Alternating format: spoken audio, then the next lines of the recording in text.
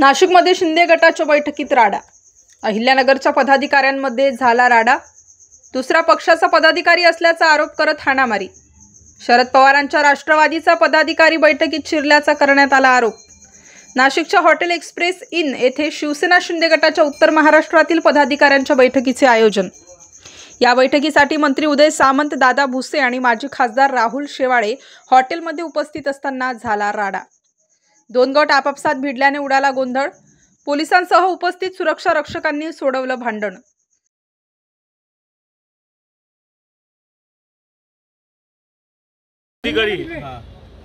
या ठिकाणी आतमध्ये आम्हाला दिसला, त्यामुळे त्याला आम्ही त्या ठिकाणी सांगितलं की या ठिकाणी आमच्या पक्षाची बैठक आहे, तू काही या ठिकाणी थांबू नको, त्याला त्वरित बाहेर काढा। त्यामुळे इथे गोंधळ झाला। बाकी दुसरा कोणताही या ठिकाणी आमचा काय कुठल्या राष्ट्रवादी का कुठल्या पक्षाचा आहे, आम्हाला असं वाटतं राष्ट्रवादी पक्षाचा आहे।